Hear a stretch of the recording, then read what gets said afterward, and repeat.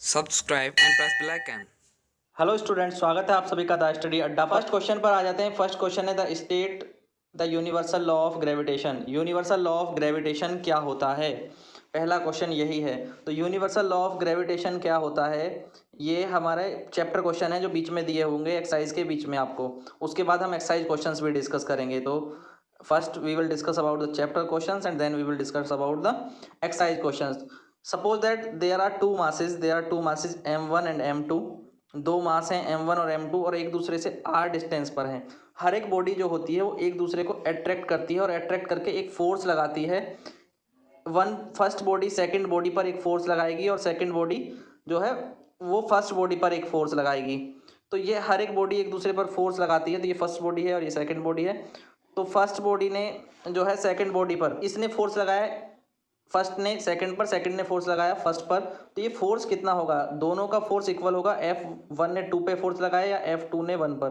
तो इसके लिए एक रूल है जिसको यूनिवर्सल लॉ ऑफ ग्रेविटेशन कहा जाता है। ये लॉ क्या कहता है कि जो फोर्स है, force will be the directly proportional to the product of masses of this bodies, यानी m1 और m2 के प्रोडक्ट के फोर्स प्रोपोर्शनल होगा। और ये फोर्स जो है इन्वर्सली प्रोपोर्शनल होगा इन दोनों के बीच की डिस्टेंस के स्क्वायर के, यानी 1/r² के। अगर हमने इनके बीच की डिस्टेंस 1/r² मानी है तो इसी को हम कहते हैं यूनिवर्सल लॉ।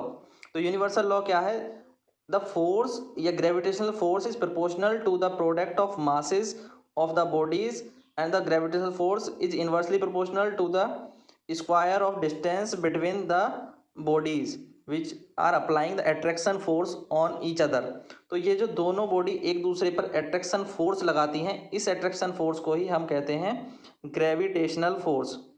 क्या कहलाता है? Gravitational force. तो इसी ग्रेविटेशनल फोर्स के बारे में हम स्टडी करेंगे। तो आपको अपना आंसर कैसे लिखना है, ये आपका आंसर है। आपको इस तरह से अपना आंसर लिखना है। The universal law states that the force acting between the two object directly proportional to the product of their masses and the inversely proportional to the square of the distance between these is। ये दो body object हो गए, उनके बीच की एक distance हो गई। और consider the masses of the two object m1 and m2, the distance between these object is r, the force of attraction acting between them is f। तो formula will be the f is equal to g m1 m2 upon r²। तो m1 m2 यहाँ पे हमारे multiply में हो गए, proportional में हो गए, और r² इन्वर्सली प्रोपोर्शनल में हो गया। तो g की एक वैल्यू होती है जो हमेशा कांस्टेंट रहती है। g 6.67 into 10⁻⁻11। तो ये जो 10⁻⁻11 है, -11 थोड़ा ऊपर जो है सब लिखे जाएंगे। ठीक है, ऐसे ही इसकी जो यूनिट है वो इस तरह से लिखी जाएगी, न्यूटन मीटर स्क्वायर पर किलोग्राम स्क्वायर। तो ये आप जरूर आप ठीक कर लेंगे, किलोग्राम स्क्वायर।